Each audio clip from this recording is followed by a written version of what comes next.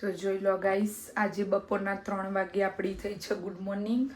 એટલે હું તો ક્યારની ઉઠી ગઈ હતી, પણ નહીં ધોઈને બધું કામ કર્યું, થોડું આગા પાછળ થયા એટલે ભૂલી ગઈ હતી વ્લોગ લેવાનું. તો નીરવે બધાએ તો ગુડ મોર્નિંગ એમના રીતે એમને વ્લોગ લઈ લીધો છે અને હું ત્યારે નાવા બેઠી હતી. તો મારું લેવાયું નહીં, તો હું બપોરે તમને બંને ભેગું કહી દઈશ આજે. તો ગુડ મોર્નિંગ, જય સ્વામિનારાયણ, જય ગોગા મહારાજ. ગુડ આફ્ટરનૂન, જય સ્વામિનારાયણ, જય ગોગા મહારાજ. જોઈ લો બહારનું વેધર ગુડ છે આજે, સરસ છે આજે બહારનું વેધર. થોડી થોડી ઠંડક છે પણ ચાલો ગાઈસ. તો ગાઈસ આપણો નહીં ધોઈને રેડી થઈ ગઈ, ચા નાસ્તો થઈ ગયો આપણો. એટલે કીધું ગુડ મોર્નિંગ, જય સ્વામિનારાયણ, જય ગોગા મહારાજ. જો આ બાજુ બીજા લો ગુડ મોર્નિંગ, જય સ્વામિનારાયણ, જય ગોગા મહારાજ. જો ગાઈસ બધાની ગુડ મોર્નિંગ થઈ જાય. ભૂમિ નહીં નાવા ગઈ છે, નાવા આગી પાછી થઈ ગયો. તો આપણે હવે જઈએ શોપિંગ કરવા, ઘરની થોડી ખરીદી કરવા અને પછી જઈશું સ્ટોરે. પપ્પા ગુડ મોર્નિંગ. ગુડ મોર્નિંગ, જય સ્વામિનારાયણ, જય ગોગા મહારાજ. સન બાત લ્યો, તારે મસ્ત મજાનો તડકો. મચ્છી જે ચોય ઉડા ખબર નહીં પડતી. માં જાકીટ અંદર જ છે ને પપ્પા? જો મસ્ત એ જો ફટાફટ ગાડીમાં. એ વાળા નાથ બધું કુટાણું કરવા આઈએ ગાઈસ શોપિંગમાં. બહુ લેવા નહીં, થોડું ઘણું લઈ લઈએ. આજે ભાઈ બપોર સુધી હોજ સુધી રજા, પબ્લિક ફરતી આવે પછી થોડું ઘણું લઈ લઈએ. બે લેવી ઉપર ટ્રોલીઓ હવે લઈ લો. નહીં એકાદ બે જ્યુસ લેવા હોય તો લઈ લઈએ. ગાઈસ લેવાનું બે ટ્રોલીઓ ભરી નહીં, પણ ટ્રોલીઓ બે અલગ લેવાની. એનું કારણ કે અહીંયા જ્યુસ સ્પેશિયલમાં પણ પર પર્સન 12 જ્યુસ જ લેવા હોય.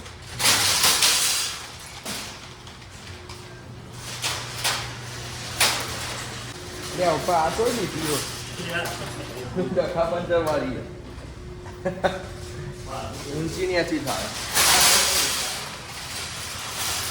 ચલો તા let's go for the shopping. જો ભાઈ બહારથી ટોલીઓ લાય જ કરે. જો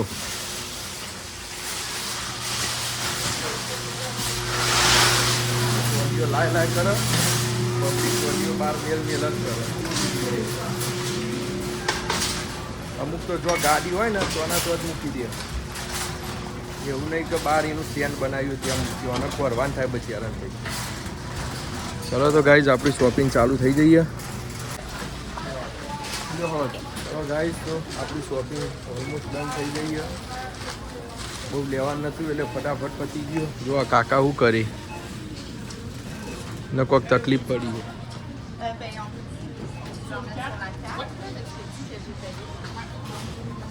Excuse me, I can get my little selfie.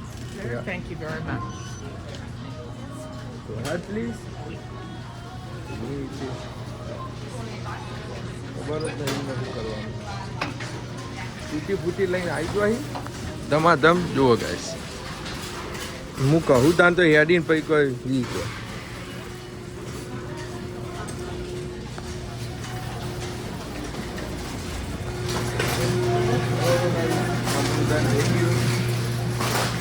બહાર આપણે ગરમીમાં પવને ચડ્યો બરોબર. એને પડદમ કરતો ખાય છે જીલુ?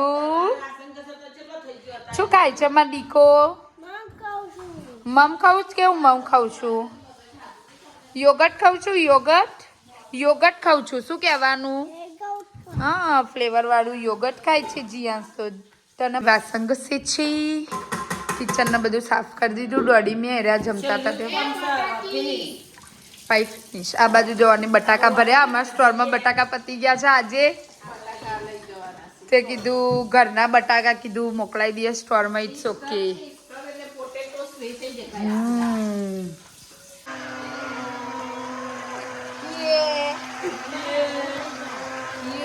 એ ઇડલી સાંભાર ઢોસા ચટણી.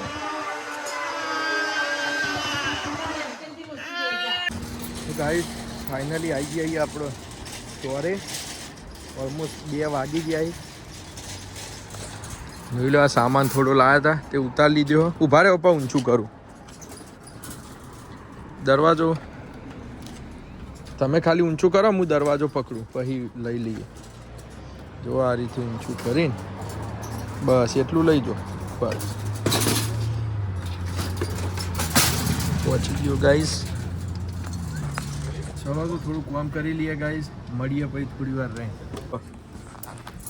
ગાઈસ આપણે ઘેરથી વઘારેલી રોટલી ભર્યા લેલી હે. આપણે ભૂલી ગયા છીએ ગાડી.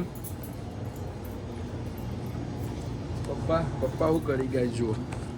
શું કરો પપ્પા? મમરા ઉભા રહે, રોટલી લાવું. ચમ હા, મમરા ને અનુકૂળ આવી તો હવે હું લેતો આવું થોડી ખોન. ગાઈસ પપ્પા કો અહીં મન તો રોટલા જ મમરા જ અનુકૂળ આવી. કીધું લેતો આવું તો આવું હોય તો ખાસી. વરસાદ ચાલુ થઈ ગયો બાર 6 વાગે બતાવતો હતો પણ વહેલો ચાલુ થઈ ગયો. રોટલી કઈ બાજુ પડી? આજે આપણે ગાડીમાં ખોરવા રોટલી.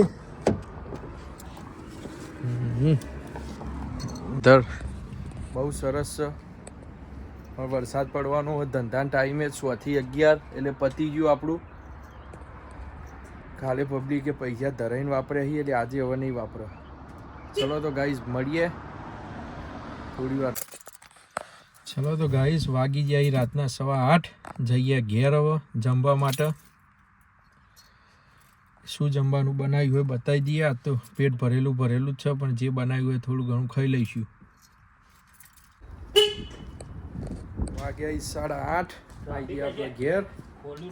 હા જો આ બાજુ આવી ગયો મમ્મી દોડ. જીવડો આવીને તે દરવાજા બંધ કરીને જવું પડે અમારે. નહીં મમ્મી સેજે. મમ્મી સેજે નહીં.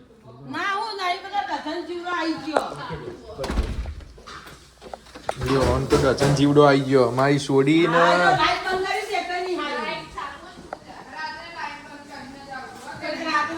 મારી સોડી ને શરદી થઈ જઈ તે લૂ કરે. શરદી થઈ બેટા? શરદી થઈ અમારી સોડી? હા અમારે તો બે ભોણિયા લેટારા થઈ ગયા. જો આ બાજુ લેટારીની મમ્મી ના બાજુ લેટારો ભોણિયોની મમ્મી.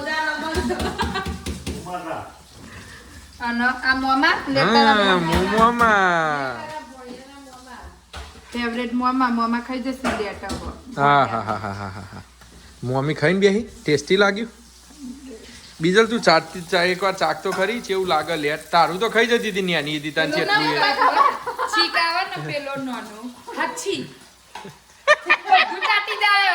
એ તના હોય જીઓ ભૂમિ तना हुई जियो बचपन में तेरी मम्मी बोलती थी भूमिका बचपन में ऐसे लेट निकल आए ना तो पूरा खा जाती थी.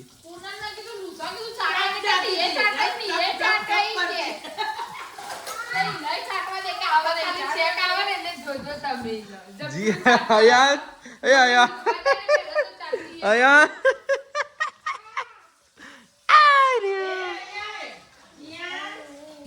ગાઈસ થોડી વાર ગમે તેટલા થાકેલા હોય ઘર પરિવાર તમારે અમાર જેવો હશે જ તો આ રીતે થોડું જોક હસી મજાક કરજો તો તમને મજા આવે ને તમારા આખા શરીરનો થાક ઉતરી જશે ગમે તેવા થાકેલા હશો તો.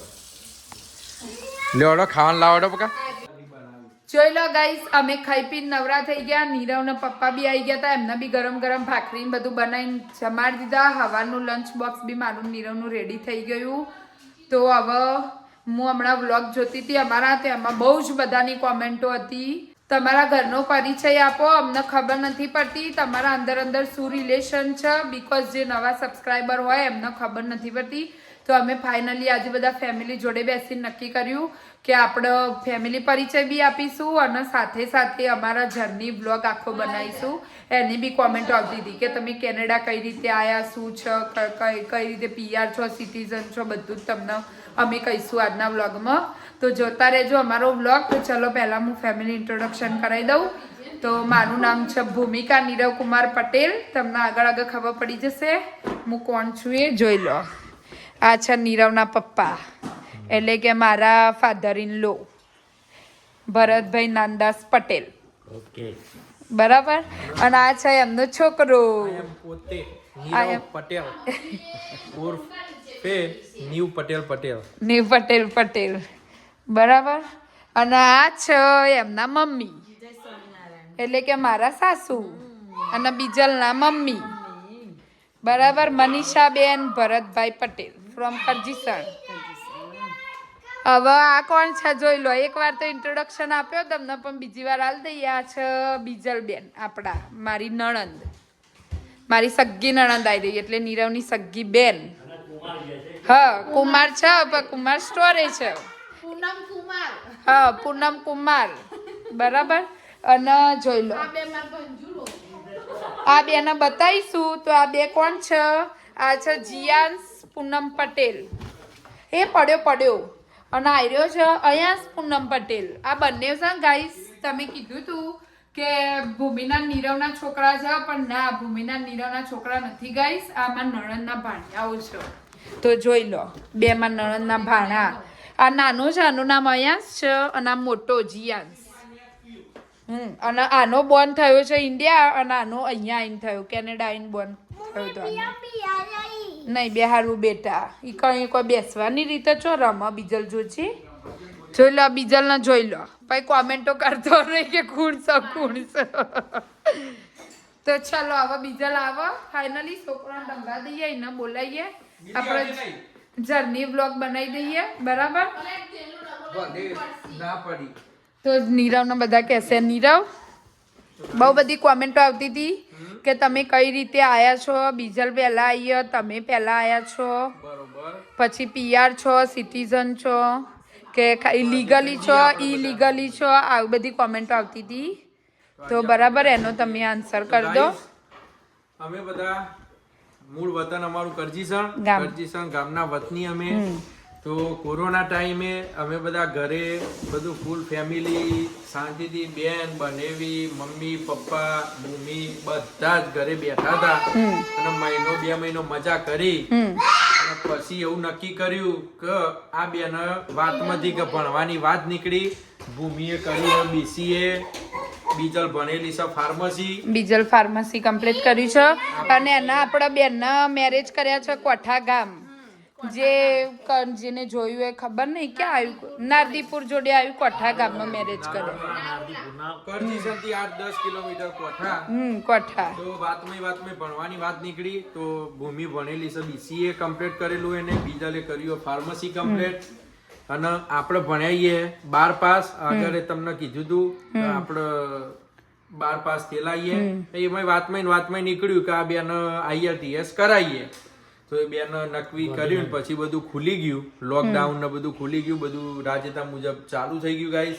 એટલે આ બધાને ક્લાસ ચાલુ. બેને ક્લાસ ચાલુ કરાવી દીધા IELTS ના. હું 3 મહિના સળંગ એમને લઈને જતો હતો.